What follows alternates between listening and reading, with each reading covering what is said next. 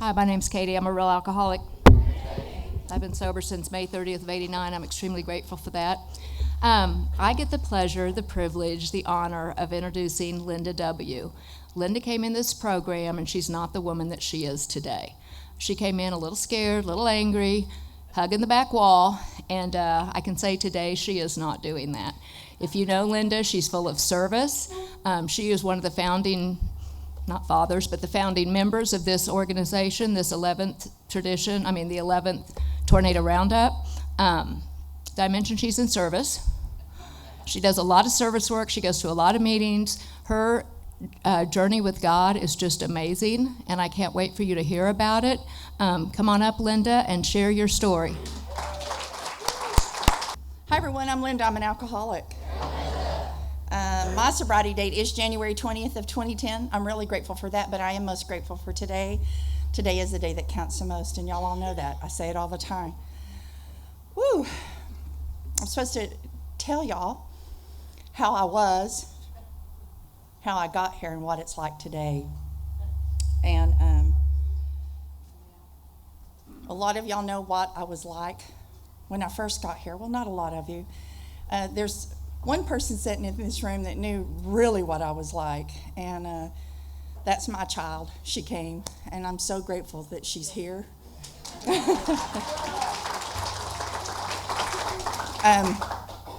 Having had a spiritual awakening as a result of these steps, we tried to carry this message to the alcoholic that still suffers and practice these principles in all of our affairs. That's what I get to do today because of Alcoholics Anonymous, but mostly of all because of God. I came in here and I was a wreck. And, I didn't think I was a wreck. I thought I was pretty cool. And I didn't think that there was anything wrong with me. I didn't think I was a thief, a liar, or a cheat. And I thought I was a good person all the way around. And I wanted everybody to believe that because deep down I really didn't believe any of those things about myself. I was frightened, I was afraid, and I didn't believe that either. Some heavy-duty fourth-step work showed that I was as scared as a chicken all the time, and I'm pretty afraid right now, believe it or not. But those are some things that were revealed. What my life was like is I grew up poor, but and I want to say this, the one person I said all my life I never wanted to be like was my mother.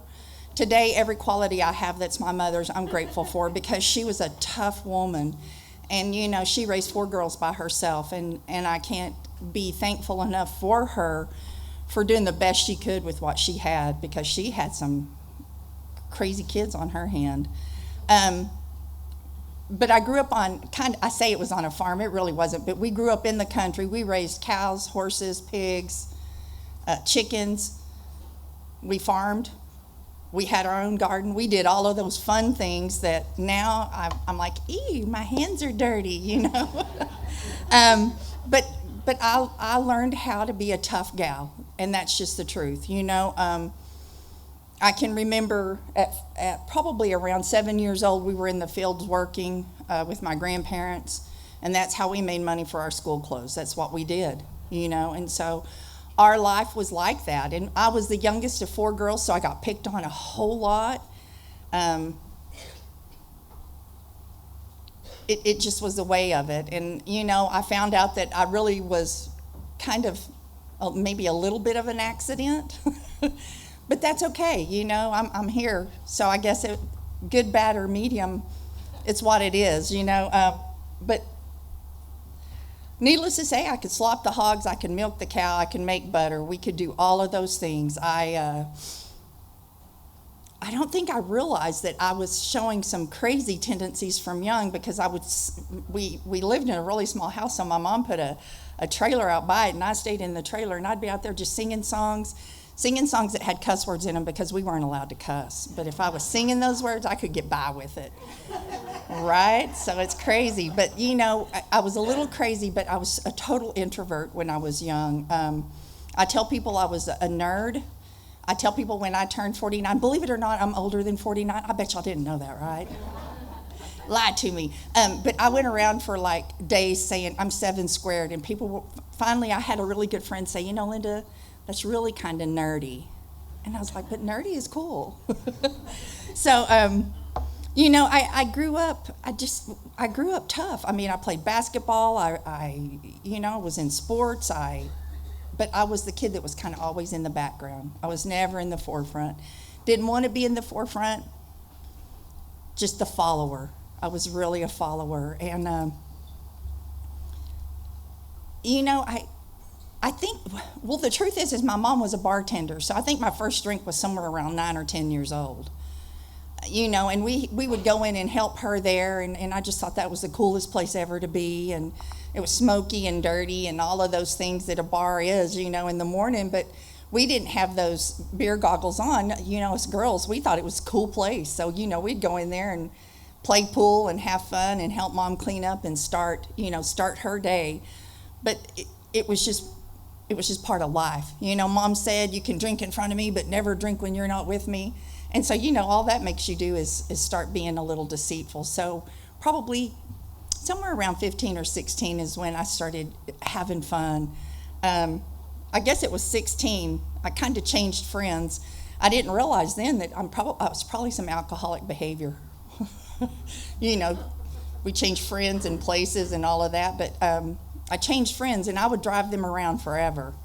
And I say forever, it was 6 months, and pretty soon, after about 6 months, I was drinking right along with them. I slapping those quarts back, thinking I was tough, and I had that little car that, any of you've heard my story, you've heard about my little 302 V8 Ford Maverick. It was 3-speed on the floor, and the front end of that thing could pick up in the air, and it drove fast, and I loved fast. I'd take my friends out on I started saying my kids, thank goodness I didn't drive fast with them in the car. I did drive drunk, y'all, but I didn't drive fast.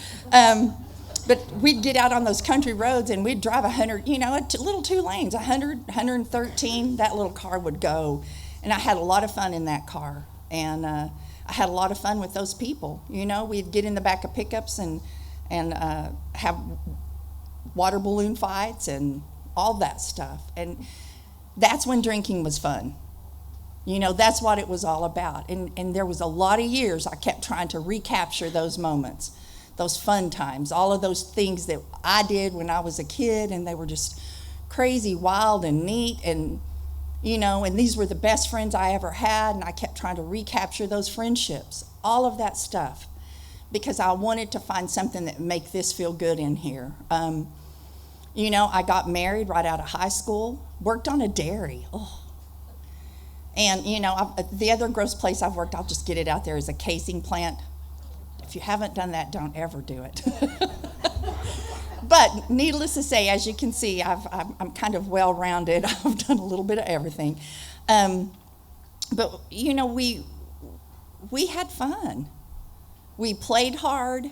We worked hard. We did all of those things. And, I would like to tell you that I wasn't an alcoholic then. Well, I hadn't started drinking in earnest, but I had all of those tendencies. I had all of those self-esteem issues. I had all of those fears. I had all that stuff going on in here. But out here, my mom taught me to be strong and pull my bootstraps up. And so out here, I looked okay. But in here, I was always a mess, I love it. We stood at the turning point. That's part of our literature. And there's been a lot of things in my life in the last couple of years where I've been standing at those turning points. One of them this year, I went over to my son's house, and he said, "Mom, read Wendy's shirt," and it said big. And he said, "Read Wyatt's shirt," and it said middle. So I'm going to be a grandma, a Mimi again, and I'm super excited about that.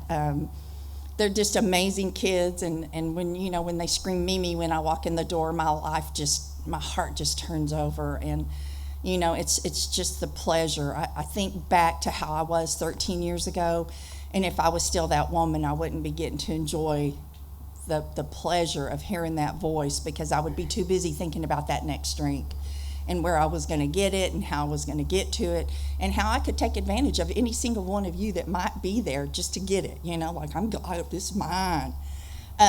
Anyway, here I'm jumping all around, and that's what this is about. It's about taking this wherever God's leading me. So guess what? Y'all are on a journey with me.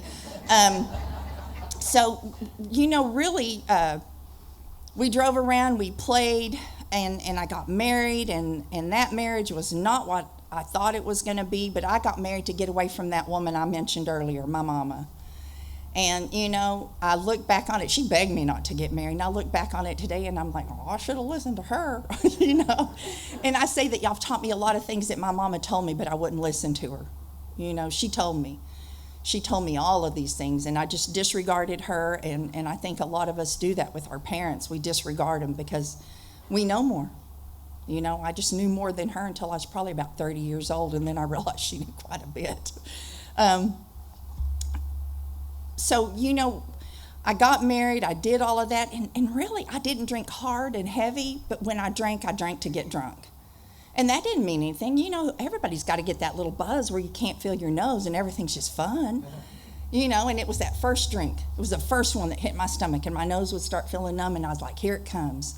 And I struggled to keep that going, and that was part of it too. Hello? I feel like I'm yelling already, so now I really feel like I'm yelling because this thing is like loud in my ears. So, you know, we just, oh, okay, I was like, regather my thoughts.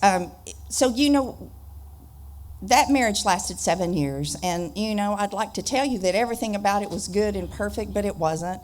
And I could tell y'all all of the dirt on it, but it wouldn't change the past. That's the past. You know, and y'all have taught me that those things, all of those things are precious assets of today. And I have to believe that. Those are those learning moments, those turning points in my life where I get to change something, either through practice, or experience, or just the living. And so I divorced husband number one, remarried husband number two, or remarried. Well, I did remarry him. That's why I said remarried. I've been married 3 times to 2 men, okay? Let me get that out of the way. You know, I got married to the father of my children, and he and I, you know, we were like crazy. We were good together, and we were bad together. All of those things. But I didn't drink a lot during that time. You know, I had kids, didn't drink. Again, every time I drank, though, I would drink until I was crazy. And you know, the thing is my drinking took on aspects of just like when I was that kid driving around in that little Maverick. You know, it's like I got to get that quart and I got to beat everybody down with it and I got to get that good feeling. And I did that. Every single time I drank, that's the way I would drink, was to get to that place where nothing mattered. And, you know, we learned those little tricks like, oh, don't eat anything, because if you eat anything, you're going to ruin the buzz. I plenty of not eat it to not ruin the buzz, you know. Then, you know, I had the kids and life got crazy and my ex-husband and I divorced, and we tried again. And, you know, I should have known the first time that he's a good guy and I'm a good gal, but we weren't good together. You know, and that's just what the truth is. We weren't okay together. And so when he and I got back together, that's when my drinking took on a whole new face. And I drank all the time. I drank as often as I could. We went out together. I drank, and, you know, this was the way I was going to do it. And I drank, and I drank, and I drank, and I got really sick. I got sick physically, emotionally, more sicker spiritually, and my body was a mess. I was a mess. And things happened, and he and I split up again. And, you know, if I thought my drinking had gone into dark places, it went even darker at that point. And bless my kids' heart, they got to live through that and see me be a mess. But that's, you know, I can't undo that. All I can do is live different today, and that's what I'm trying to do, is live a different life today. You know, it was probably, he and I divorced in 2006, and as y'all heard me say, 2010. So it took me 4 years to completely bottom out, hit rock bottom, however you want to say it, that incomprehensible demoralization where I was at the bottom. I'd been beat. You know, alcohol was my master, and I didn't even know it yet. I was like, I got this. Because for all of those years before I started drinking in earnest, I could stop and start at will. So my body and my mind still believed I could stop and start at will, but that's not my story. I couldn't stop anymore. I had a little stint in the hospital, and they told me, oh, you need to quit drinking. And I was like, oh, I got this, and I went back home and I drank a whole bunch more. And, and then that's when I started hiding it. Before that, I didn't hide it. I can remember one time I was driving, the kids were in the car with me, and I was already loaded, and the police pulled me over, and I had I'm like looking around, it was like a 32 and I just threw it in the floorboard. The whole glass of stuff, I just threw in the floorboard like they couldn't smell that. but, and it just happened, that drunk thinking was like, oh, just get rid of it. They can't do anything if there's nothing in the glass. And so I threw it in the floorboard, I didn't get thrown in jail. That is one of the things that I say God's watched over me. I haven't been to jail. I haven't had a DWI. I didn't lose my house. I didn't lose my job. And, somewhere in there I probably lost my kids from my actions, but thank God that they're back, with me and with my heart. I want to say I didn't lose them because they still lived with me, but, I was pretty much a mess. That didn't do it, though. I think that was sometime in 2009. And, I don't know. I think back on that stress test and everything, and that was hilarious. I still picture that in my mind and laugh at myself. My body was beat up by alcohol, and I'm trying to run on a treadmill. Oh, that was not a fun sight, I'm sure. All of that, though, something happened with my son, and it brought me to my knees.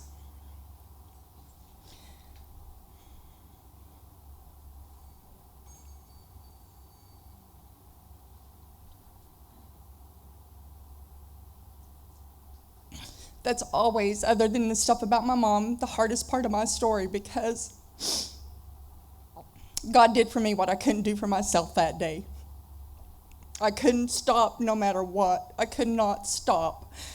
And the crazy thing is I guess I'm still somewhat of a spoiled brat, because the first thing I did was call my mom. And I said, I've got a problem. And she started calling around, trying to get me in somewhere. And the next thing I did was I called my 3 older sisters. And I guess what I did is God got me accountable. I couldn't be accountable to my children. I couldn't be accountable to myself. I couldn't be accountable to my job. But for some reason, my mom and my 3 sisters brought me to accountability. And that's how I got, that's how it was right then. That's how I got here. And the journey here has been crazy, fun, and wild. I can remember in early sobriety, this was one of the very first functions. I got sober in January of 2010, and it was 2011 was our first tornado roundup. And I got to do things that were fun. And it was in early sobriety that I'm looking, and there's Mamie. Mamie and Matt put me to work keeping the books for the Clean Air Club. And I did stuff like become the alternate GSR and the GSR, and I got to do all of those things because God had a purpose for me. He had a reason for me, and I didn't know what it was. And today I still don't know what it is exactly, but I know one thing: it's not living that life I was living before. It's living the life that I get to live now, because I am a child of God, and I am precious, and I am someone that gets to say to you, you're precious too. Each one of you are precious, and I know most of the faces in here, and I'm so grateful because each one of you have touched my heart in such a way that I cannot describe it. And all of it's different. One of you may be my serious friend, one of you may be my nervous friend, one of you may be my laughing friend, one of you tells me practice when it gets tough. One of you loves me no matter how tough I am. There's 2 of them there, 3 of them right there looking at me. I'm like going, 1, 2, 3, 4, 5. All of you, it takes all of y'all, because I'm still learning how to do life. So what I found out when I got here and I did the steps is that it's not about alcohol at all. It's about that giant place inside of me that's been missing for a long time. And I was filling it up with everything that was bad. Food, men, alcohol, craziness, running around. I was saying just yesterday, I still have go pains. I don't sit still very well. I've got big go pains. It's like, let's go, don't sit still. And maybe one day in this world I'll slow down, but when that happens, it happens. I can remember, as Katie described me, when I first got, well, let me get sober first. I went to Grapevine, to Valley Hope. And, well, actually, first I went to Timberlawn, and that is the state facility in Dallas, Texas. I hear they're closed now, but that was a pretty scary place for me. You know, I hate to say that I was still a doe-eyed girl, but I was still kind of doe-eyed to some of the things in this life. You know, I was still pretty protected. And that was a place where, you know, my eyes got open to how devastating this disease really is, and how horribly that phenomenon of craving and that obsession is, because they told me, these same people that seem, because I was like, how do they all know what to do? I don't even know what to do. And they said, oh, they come back here. So this was like a revolving door for them. They kept coming back and coming back. And I thank God that I don't have to keep coming back. I got in here, I finally sat down all the way, and I get to stay. You know, y'all haven't kicked me out yet. Please don't do it. I did that facility, and then I went to Grapevine Valley Hope. I wish I could tell y'all that I sat down and I listened to what they said and I learned something there. What they gave me was 30 days of sobriety, and I had a whole bunch of attitude, so there was nothing they could do to help me. You know, because I really believed it up here that I was not alcoholic, and that I could control my drinking, and that all of y'all, all of them, everybody was just full of beans. You're full of beans because I got this. Did that 30 days, came back. But now to tell y'all how absolutely, I don't even know the word I want to use, but I didn't believe when I got to Valley Hope in Grapevine, they told me, you have to go back and you have to get into an IOP, or we're not going to let you go. They had to let me go. You know, my insurance was out. I sure wasn't going to pay out of my pocket. I was an alcoholic. I'd used up all of my money, right? Then I get to IOP, and they said, you have to have a home group and a sponsor. Now, the sponsor journey was fun for me. 3 people. Don't let anybody convince you that if you're told no that you'll never be told no in Alcoholics Anonymous. That is a fallacy. It's not true. I was told no 3 times. Today, I know I was told no so that I'd end up with Katie. She has taught me through action how to be and who to be in my life. You know, and she's taught me a lot with love and kindness. People that I sponsor, don't listen to me right now.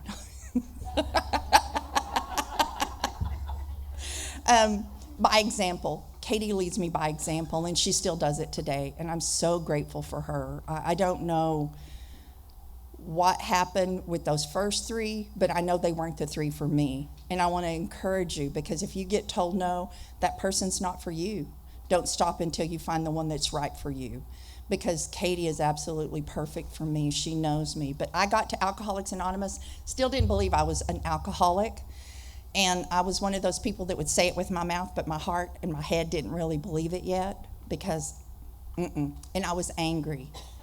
I can remember the first times in the rooms, I'd sat on the wall, but there was a group of folks, and I don't think any of them are here today, but there was a group of folks that would always invite me to go to dinner. And okay, so I got sober in 2010. My daughter was 20 and my son was 18. Well, 17 going on 18 and 19 going on 20. And I would tell them, I need to go home. My kids need me. 18 and 20, do y'all think they really needed anything from me? It was probably more like, Mom, stay at the meeting a little bit longer. But you know, I used them as an excuse, because I didn't know how to be with y'all. Why? Because I wanted something from you and I didn't know what it was. And 2, how could you be that nice to me? Because people have always taken from me all of my life. And I didn't understand that all you wanted to do was love on me until I could learn to love on myself and other folks. But I kept coming back, and I sat on that wall angry. And I can remember the funny things I remember is that at Southwest Group, that's my home group, I would read the daily reflections, and I would have it all written down what I was going to say because I wanted to sound so profound. And I would get there, and they would change the subject, and I would just get mad, and I'd be like, and then it would get to me, and I wouldn't know what to say. I'd be like, I practiced, but I don't know what to say right now. I don't know what to say. And so I'd just say, who knows what I said? It was probably exactly what God needed me to say, but that practice stuff, it never is. Practice is about Linda. I did get to share with someone that I don't plan anything, and the few times that I've planned something, I have bullet points or something written, I get all everywhere, and then I'm looking and I'm like going, wait a minute, I'm in the wrong place. I've already talked about that. So I confuse my own self. So when I'm up here, this is all about what God needs me to say. It's not about anything more than that. Anyway, I stayed angry. I stayed angry the first year, and I can remember the first time I spoke. It was in that little room, the Al-Anon room at Southwest Group. And the first 15 minutes of that, my teeth chattered and my knees knocked. And I could hear my voice going, and I couldn't tell you what I said. And in most of my talks, I don't know what I say. And I think that's a blessing because I don't really want to know what I say up here, What I do hope is that one person hears something that they need to hear and that they're blessed and that they understand that there is a way out of this disease and it is considerably better than being in it. And that's my hope every time I talk. Southwest Group. Oh, and by the way, I want to thank John for starting everything early. Where are you at? For starting everything early so I had more time. Not cool. Not cool at all. Me and you'll talk about it after, okay? Oh, no, it says that the readers aren't supposed to start until 9:30, right? Okay, so they started at like three minutes early. So that means I've got to find 3 more minutes worth of material. That's hard. I hear these people laughing. They know me well enough to know I could probably talk your ears off. So I got to Southwest Group, and I was angry and mad, and Matt Smith and Mamie Hurt saw something in me that it still scares me today. I'm like, I don't know what they saw, but I don't know. But they asked me to start helping, and I did. And, it's in that process that a lot of healings happened, a lot of healing. We get here and we're so broken, and if you're anything like me, you hate yourself. And we talk about guilt, but I had so much shame that I wanted to hide my face from me. But every time I looked in the mirror, I was still the person that was staring back, and it was not a fun person. I can remember going to the doctor when I first got sober, and I went in, and guys, I've always been healthy. We're going to go that way. I've always been healthy, but he looks at me and he goes, "You're malnutrition." And I was like, "This is malnutrition?" And he's like, "Yes." But he was probably the first doctor I'd ever been honest with in my whole life. And I told him everything. He's still my doctor today, and he's the funniest guy ever. I'll walk in there and I'll try to tell him something that will just turn him upside down, and he's just like, "Okay, whatever." And it's fun. It's fun because Alcoholics Anonymous has taught me to have fun, even with these people that I've always been afraid of. I hated the doctor. Why? Because I didn't want them to tell me, "Oh, your liver enzymes are up. There must be something going on. Are you drinking?" "Oh, no, I'm not drinking at all." And I thought I had the most innocent face. "No, not me." And they were like, "Well, are you taking like ibuprofen or Tylenol?" "A little, So I'd always try to find something for some reason for my liver count to be high. My liver count was high for a long time. And the truth is when I got to detox, I skipped that. I'm skipping all around. Y'all get to skip with me today. It was supposed to be 4 to 7 days. Day 7, I was like, "I want out of here. I'm leaving." And he says, "You're going to leave." And I hate to admit it, I didn't know what AMA meant, but I knew that it meant my insurance wouldn't cover it. Today I know what it means. But he told me, if you leave, it's not going to be paid for. So he scared me. And he said, "If you don't believe your body is sick, you go ask the doctor." And I was like, I see the doctor every day just like everybody else. And he goes, no, you're the only one that's been here more than one day that sees the doctor every day. Everybody else in here sees him on intake. So I went and asked the doctor, and I hate to admit it, but I had a crush on the doctor. I was like, oh, he just thinks I'm so cute. Okay, I probably was really close to like some cirrhosis. I was red, bloated. I was all of those things. And I just thought he loved me because he was seeing me every day. But that wasn't the case. He was wanting to keep me alive, So, he did some things, and I won't even go into that because that's one of the disgusting stories of my story. But he helped me get better. And, the psychiatrist there, he helped me get better. And I didn't realize it at the time. I took advantage of those folks. I just took advantage of them and used them. But I stayed 10 days. I was really a sick puppy. I stayed 10 days. I didn't do any type of drugs. It was just alcohol. They kept me 10 days for detox alone. So I hear that's not the norm. And, I think it probably took 10 days for all the alcohol to get out of my system because I drank so much for so long. So I'm going to hop all the way back up to Southwest Group. And I do like to mention Lubbock Group was one of the first groups, and I might have attended there more, but they had one of these things that they handed around. And I was like, I'm Linda. I pass, because I didn't want to talk. I didn't want to be seen. I was mad at y'all, and I didn't believe I was an alcoholic. I can tell you, after Katie and I were doing the steps, and I was probably somewhere near the end, if not all the way through the steps, we talk about that journey. I think it says, I can't even quote the book right now. Usually it's just coming out of my mouth like this. But, it had to get all the way from here to here. And that journey finally happened. And one day I said, I'm an alcoholic, and I burst into tears because I finally really believed I was an alcoholic. And I finally understood that it's not a bad thing to be an alcoholic, because I'd always put all of that negativity with it. All it really means is that I'm sick in my mind, I'm sick in my body, and I'm sick in my spirit. The bottle is but a symptom of my problem. I use the bottle to make me feel better about me. The problem was that I didn't have a God big enough to fix anything because I thought I was God.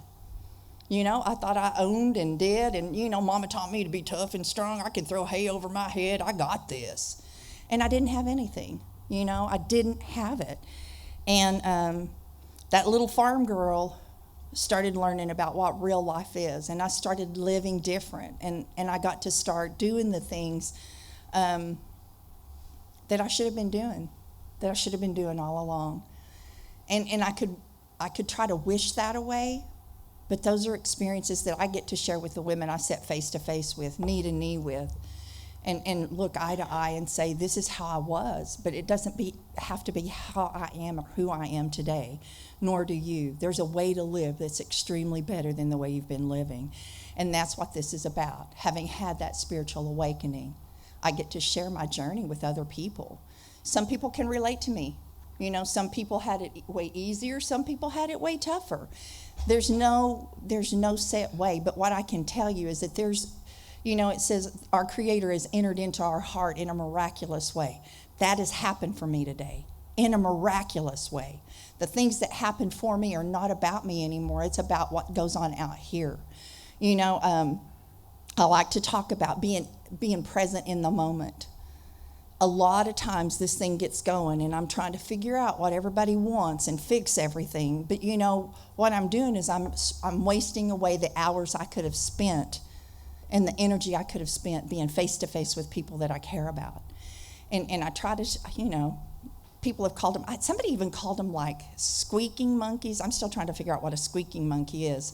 But it's the committee, the squirrels, the monkeys, the whatever that go on in our brains. And I can be way out there and you can be right here.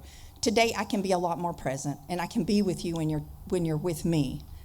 Not always, so forgive me if I get that far off look. Snap, so come back. But Lubbock Group was big and I was so scared.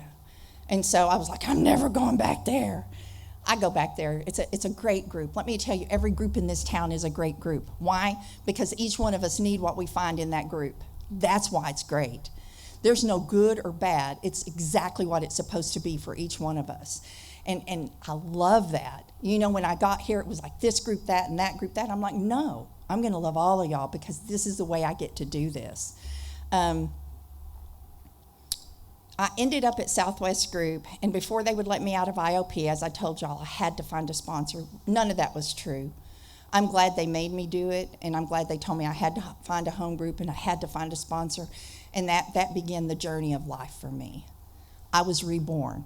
All of you that's read right there, right at the end of how it works, you know, we were reborn. I was born into the life that God had designed for me.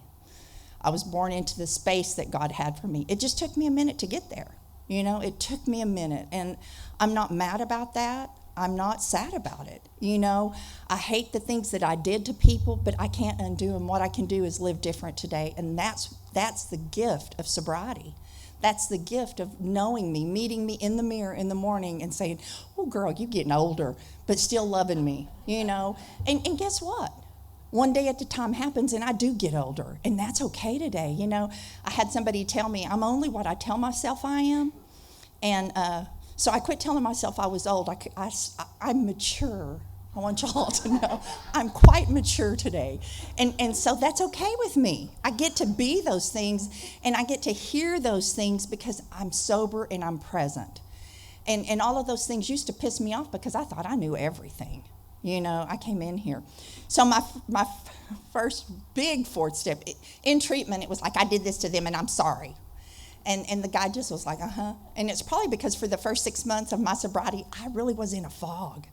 And there was one lady that told me, you think you have clarity, you ain't got nothing. And I wanted to hurt her. I wanted to hurt her bad, but I didn't, you know. Probably because she could have hurt me worse. But, you know, she told me the truth, made me mad. But, you know, I realized about a year into it when the girl that I worked with looked at me and she goes, oh, my gosh, Linda, you're smart. And I was like, oh, you know, because she'd only known me as an alcoholic. She'd only known me with that fuzzy mind and not being able to function. And so, you know, it's those little things like that that I finally realized what I was doing to my body. You know, what I was doing to my mind and what I was doing to my spirit. I completely quenched my spirit at that point. Southwest Group opened me up in a different way. I don't know. It was small enough that I didn't have to be freaked out and scared all the time. But it was big enough that there were people in there. And, you know, I was like well, no, I can't say that. I was like many other people that come in. When I got there, I was looking for a hymn to make me okay. It didn't happen, you know, because God didn't want that hymn. God wanted me to find that relationship with him. And so I got to walk the journey of a million tries, much practice. And it's okay. My sponsor did. I pointed at her because she told me, it's okay, Linda. It's just about practice. And so I get to practice life today. I get to practice walking up here and sharing with y'all how my life is and understanding that it just is what it is. And I don't have to figure it all out today, and I don't have to have all the right answers. What I get to have is a moment where I share with you my heart. I kind of get in trouble because I'm a service geek, and I love service. It started out as keeping the books, and then the alternate GSR. By the time I was GSR, I started going to area, and at area, my life changed. You know, I found a place where I loved area. For any of you that haven't attended an area assembly, I encourage you to do it. It's not for all of you, but some of you may like it, like me, and some of you may be going, she's crazy. And I'll be going, yeah, she is. But I started serving. You know, I started sponsoring women. I started doing all of the things that you suggested. And what happened is little by little and piece by piece, my life started changing. And what I found is that I was working those steps one by one, probably each one of them all day long. You know, I'm not one of those girls that can do 10, 11, and 12. I have to go through my steps. And it's time for me to do it again. I just told my sponsor, I need to go through the steps again because it's time. Because why? My life is different. I worked the steps for alcohol. Now my life is doing different things. I need to work the steps on what's going on in my life right now, because I would love to tell you I'm resentment free. I hear the laughter. We know that resentments don't go away, and resentments, they're they kill me. They kill me because I start feeling less than, and I go back to that little girl that would sing over in the trailer to say dirty words, and I become like this crazy person inside. I did that first fourth step with Kate, and you know what I found is that I had a lot of fear. She made me so mad. She said, "That's fear." She doesn't talk like that, okay? But that's fear. And I was like, I'm not afraid of nothing. But I got to go home and think about it. And I was afraid of absolutely everything. I was afraid of getting what I didn't want and losing what I already had. I was afraid you were going to like me or hate me. I was a people pleaser, I was dishonest, and I was mean. I was all of those things. I don't have to be that person today.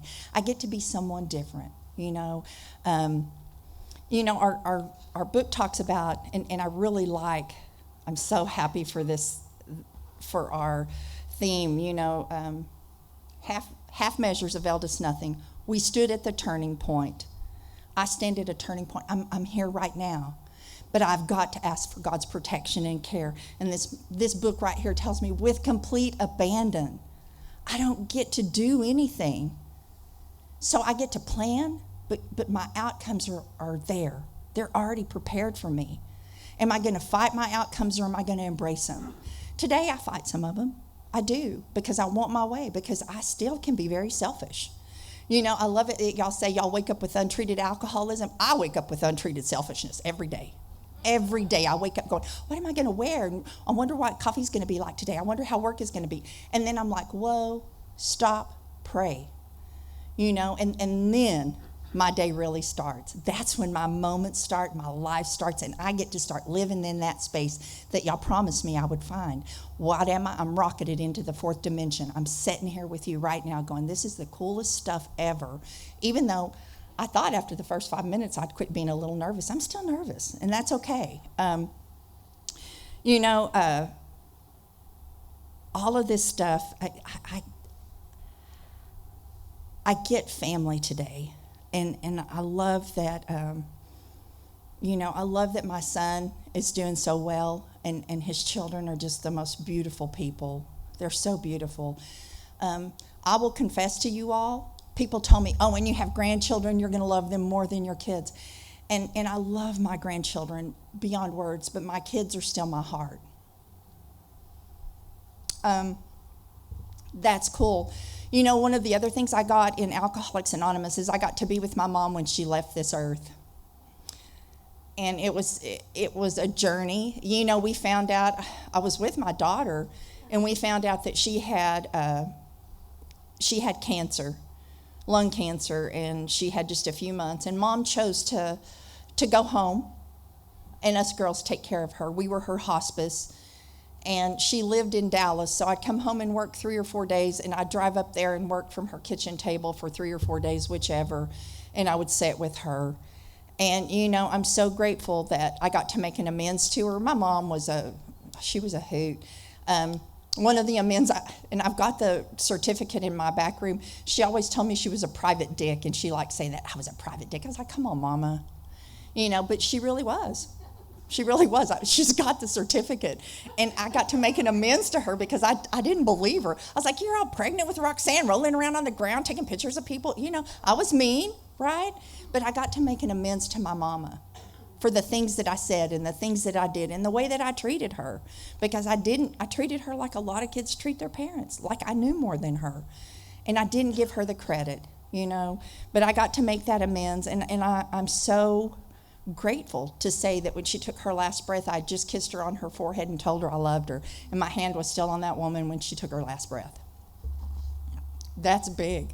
I didn't have to go drink. Now, I freaked out a little bit, but I didn't have to go drink, and I didn't have to go do stupid things. And that's from a God that loves me, because Alcoholics Anonymous attached me to that God, and I get to live in that space and place where I'm free from needing to go change the way I feel with other substances. I I can surrender those things. I can abandon those things, The book talks about there's that source, that power that's greater than us. And he is my great reality. He's my creator and he's my one. As I go through the steps, I understand that I'm powerless. I'm powerless over all of y'all. I'm powerless over many things that I do. But what I do have is I have a way to surrender those things and try to come back to a place where I'm living different. I had no idea who God was until I got into Alcoholics Anonymous, and I did step 2. And y'all told me, just write something down. Guys, God started out as pinks and blues, rainbows, kind, sweet, loving, never punishing, but good. Because I didn't think I was worthy of anything. Today, I can't describe what God is. He is so vast and so big and so powerful that I'm amazed that I still get to stand here in this world and be a part of what he has planned. That's the change in me. And so I did that step 3, and I get to surrender to that all the time. All the time I get to surrender. And that step 4, oh my gosh, I have to make those amends on a regular because I still don't have it all down. I still mess up sometimes, and I still have a way, though. I don't have to live in that fear and that shame. I get to go right then and make the amends. I wish I could say all my character defects are gone. Ugh. The dirty character defects, they're still there. I still have some. But I get to practice today, and I get to see them, and I get to pray about them, and then I get to trust that God is going to be removing the ones that need to be removed from me, not the ones I'm picking and choosing. I don't get to cherry pick how this is. And that's what I wanted. I wanted to cherry pick my life and say, this is what I need, and this is what I need, and this is what I need. And if I would have cherry picked my life, I wouldn't have the life I have today. I would not get to live in this place that I can't describe. I wish I could tell y'all what goes on in here. Y'all probably know what goes on in here. It's like crazy. But what goes on in my heart is huge. And I get to do all of these things. I've been fussing a lot about my job and about one person at my job. And it's so funny.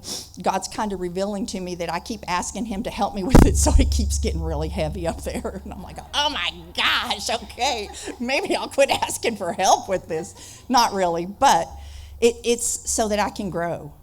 This is about growth and change for me. And so every single day, I stand at that turning point, and I say, what do you have for me today? And I can take the route of Linda, or I can take the route that he's planned. Y'all call it the next right step. How do I know what the next right step is? I don't. Don't drink, don't lie, don't cheat, don't steal. Well, I probably do a little bit of lying. I try not to. Withholding is my big lie. I'm just not going to tell them, that way they won't be hurt. Yeah. But today, I don't even do that as much.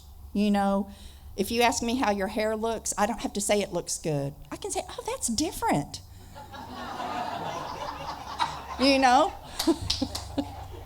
I don't have to lie anymore. Y'all have taught me that I don't have to go up and tell somebody that something's okay if it's not really okay. And those are the fun things, I get to do those things instead of like, oh, yeah, I try really hard, and the thing that I'm being worked on right now, I don't mind sharing with y'all, is I have codependency issues. Me? Like, no, I don't need anyone. I need a lot of people, and I'm going to tell y'all, I had a conversation, and I was like, I want someone else to make these decisions for me. I live by myself, and I have to make all of my decisions. Well, what if you were having to make decisions for 2 people? Try that. What? It kind of opened my eyes, to how whiny I was being, because I don't like making decisions, and that is codependency. I want somebody else to make all those. But then I get mad at you because you make the wrong ones. I don't like Chinese food. Really? Well, then don't tell me to make the decision. But those are the things. What I get to do today is I get to live different. And I pray that my kids know that they're super important to me. There has been restoration in my family. I got restored with my mom. I've got restored with 2 of my sisters. One of them is still in process. I hurt her, you know. She hurt me. Hurt people. But, you know, today what I know is that when God has that timing perfect, she and I will be restored completely. And if that's not supposed to be, then it won't be. I'm not going to worry about it. What I'm going to do is continue to love her, because what? Love and tolerance is our code. You know, we get to treat everyone as a sick person today, because that's what Alcoholics Anonymous teaches me, that we all have a little bit of good and we all have a little bit of bad. It doesn't mean we're bad people. We just have all of these things in us, and there's this war inside of me that continues. But Alcoholics Anonymous has given me a sure out. And that sure out is I get to plug into God every single day of my life, and I get to live in that place of that peace that surpasses all understanding. When I'm really plugged in, I get to be in that place where God is at work and Linda is not. Because this isn't about me. This is about y'all. This isn't about what I get to do. It's about living and being a part of this world. You know, not just to people that are in Alcoholics Anonymous, but to the people out in the world, like my sister that I'm trying to be restored with. You know, like the person that I meet in the store that's having a bad day. That's what this program's about. It's about taking this message outside of the rooms and living in a place, in a space of goodness. So for me, I am so grateful that, you know, I think I made it through step 7. I'm almost out of time. I'm so glad I don't know how to talk this long, really. Quit laughing at me. You know, what I want to tell you is that having had a spiritual awakening as a result of these steps, I try to carry this message to alcoholics and to practice the principles in all of my affairs. And I think somewhere, they probably hid it from me in this book, there was a piece of blue paper. Talk to Matt. Matt! Y'all, this is Matt. He's still a thief. Oh, I'm in trouble now. I got the finger. Not really. Matt is a great guy. And, man, you talk about, oh, that's something I didn't talk about. I'm sorry. Y'all are fuzzy with those on. I've got to watch some people really change. That's so scary and fun. Man, you come in, I'm seeing 2 of you back there, little wall huggers like me that wouldn't talk. And now it's like, y'all are just like me. If y'all are up here, y'all be like going, I can't believe I've talked a whole hour, right? Because that's how we are, you know. I've watched that change. That change is absolutely beautiful. That's what this program is about. It's about people like y'all coming in scared, out of your gourd, finding out that we don't care, we're just going to love you where you are, and finally you find your heart, you find your voice, and you find your way. And I love experiencing that, and I'm getting chills because I know that God has a purpose for all of us, and part of that purpose is getting to live with you people and seeing how you change. The spiritual principles, and I used to think the principles were our steps, but they're honesty, hope. And each one of these are for a step. For step 1 is honesty. For step 2 is hope. For step 3 is faith. I'm so glad I have a faith today, a faith that is so huge, because I know I don't know, but I know I'm taken care of no matter what. Courage is number 4. It took a lot of courage to do that. I think my first 4th step was like, I want to say 8 hours. We had 2 settings. Poor Katie. Integrity.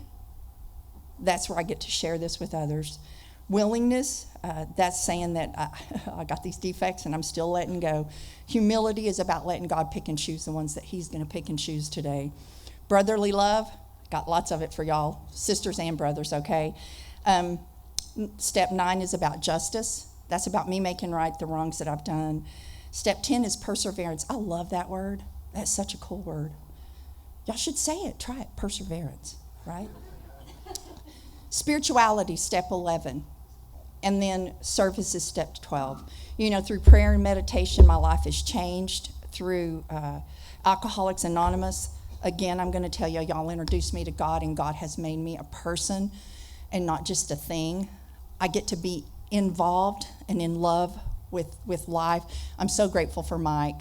He's in my life now, and he's an awesome guy, and I'm sure all of y'all that know Mike know how really if y'all think I'm a service geek, meet Mike. He's He really is. But these are the gifts of love that the program has given me. And golly gee, I can't imagine my life without Alcoholics Anonymous, and I can't imagine my life without God. So I'm standing at the turning point, and I'm going to tell all of y'all, thank you for being a part of my journey. And if you see me being confused, point the right direction.